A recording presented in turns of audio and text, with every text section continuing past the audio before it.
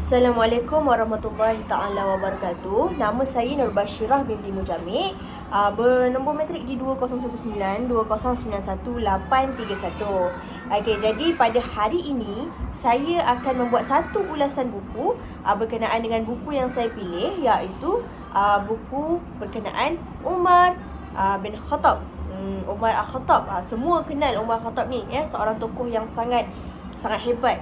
Seorang tokoh yang sangat memberi sumbangan kepada Islam. Okey. Jadi buku Umar Al-Khattab ni saya ambil melalui internet lah, melalui e-book.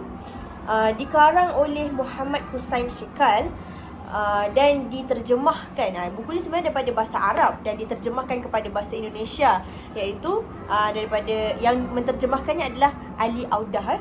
Ali Audah. Okey, jadi ini adalah merupakan cetakan ketiga buku ini dan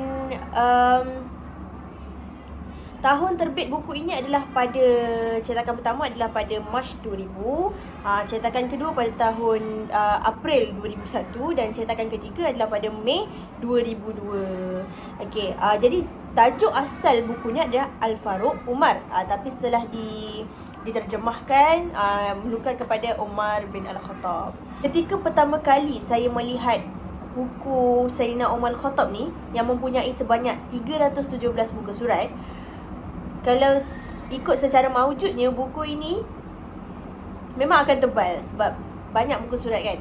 Jadi dalam hati saya tertanya, apa agak-agaknya yang akan dikatakan ataupun apa yang akan ditulis oleh penulis berkenaan tentang Sayyidina Umar ni.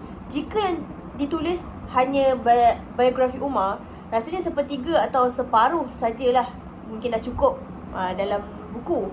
Tapi selesai saya membacanya dan saya ikuti dengan secara istiqamah, rupanya Dr. Haikal ni tidak sekadar menulis biografi semata.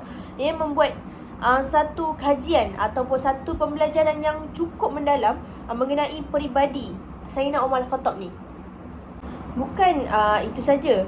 Kita ni sebagai pembaca tidak hanya membaca tentang kisah Sayyidina Umar, kita juga dapat melihat dengan jelas tentang biografi dan peranan sahabat-sahabat Nabi yang lain yang berhubungan erat dengan Sayyidina Umar ni. Jadi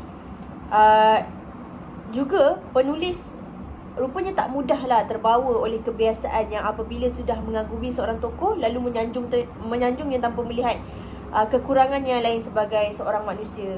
Dan Dr. Haikal ni tidak segan-segannya membuat kritik terhadap siapa saja tokoh-tokoh sejarah itu bila dilihatnya perlu dikritik. Kepimpinan Umar bin Khattab ni selama lebih dari 10 tahun sebagai Amirul Mukminin, sebagai pemimpin dan juga ketua pemerintah, dengan prestasi yang telah dicapai, memang terasa unik lah apabila kita baca berkenaan kisah Sayyidina Umar ni kan. Jika kita baca langkah demi langkah perjalanan hidupnya itu, dan cukup sangat mengesankan kepada kita lah. Sayyidina Umar sebagai khalifah, dia bukan sahaja sekadar ketua negara, lebih-lebih lagi dia sebagai pemimpin umat, pemimpin kepada umat Islam. Dia sangat dekat dengan rakyatnya, seperti mana kita tahulah, kita dah sebelum ni kan, cerita kisah-kisah tentang Sayyidina Umar. Sayyidina Umar memang sangat rapat dengan rakyat. Dia sangat menitik beratkan tentang kesusahan rakyatnya, dan beliau juga menempatkan diri sebagai salah seorang daripada mereka dan sangat prihatin terhadap kehidupan peribadi rakyat-rakyat beliau.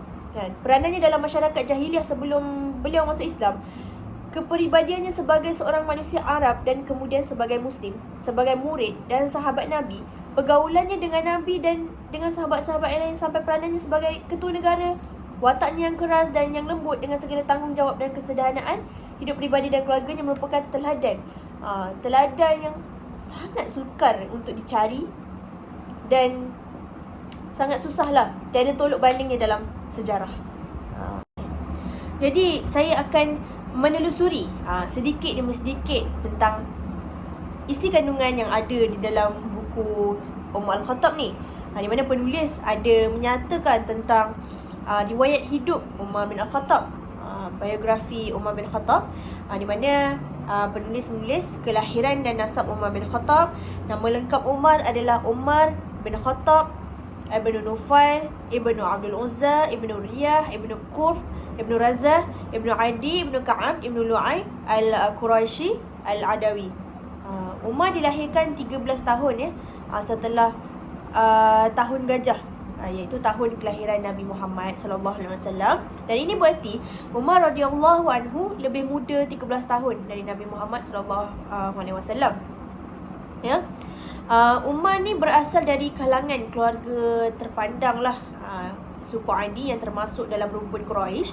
Dan Sayyidina Umar ni memiliki kecerdasan yang luar biasa. Ya. Jadi Umar radhiyallahu anhu ni menjadi orang yang dipilih sebagai duta dari kabilahnya pada masa jahiliah. Jika terjadi perselisihan di antara para kabilah, maka Umar lah orang yang diutus untuk melerai dan mendamaikan. Hal ini menandakan bahawa Umar ni memiliki kecerdasan, keadilan serta kebijaksanaan.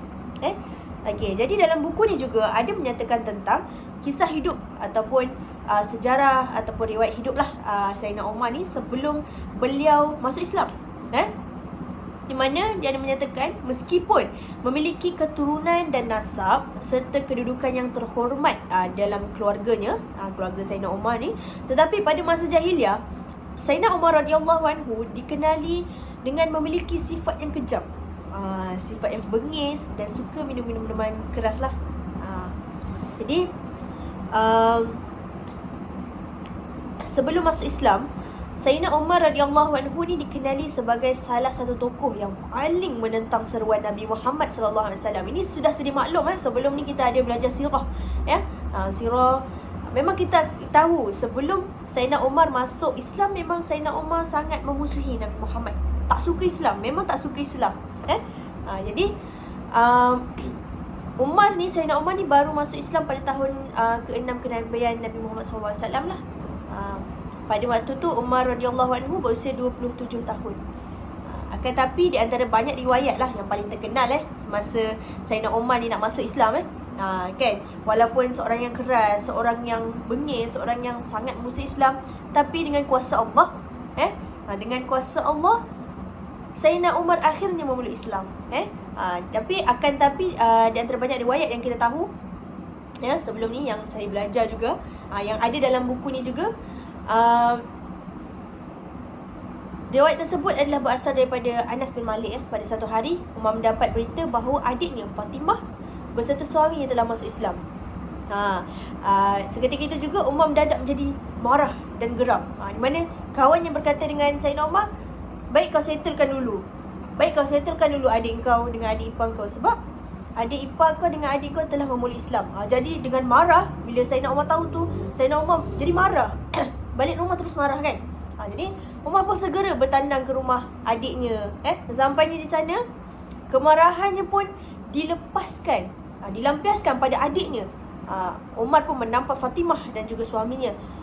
Jadi dengan rasa marah, Umar pun ternampak sebuah lembaran yang bertuliskan ayat Al-Quran, iaitu Al-Quran lah. Jadi menurut sebahagian riwayat, ayat tu adalah permulaan surah Taha kan. Setengah riwayat yang cakap Sayyidina Umar ni baca surah Taha, surah Taha. Umar kemudian mengambil lembaran tersebut dan membaca ayat tersebut. Setelah bacanya, Umar radhiyallahu anhu pun merasakan damai dan tenang dekat hati dia. Jadi Umar pun tanya dengan Fatimah, adiknya, dan juga suaminya, di manakah Rasulullah SAW sekarang berada. Jadi mereka pun beritahu yang Nabi Muhammad ni ada dekat dekat rumah seseorang lah, iaitu rumah Al-Arqam. Jadi waktu itu Nabi Muhammad SAW pun melaksanakan dakwah secara sembunyi-sembunyi di rumah Al-Arqam. Jadi sampai di sana, para sahabat yang berada dalam rumah Al-Arqam pun menjadi ketakutan. Sebab sedia maklum kan watak dan karakter Sayyidina Umar ni macam mana.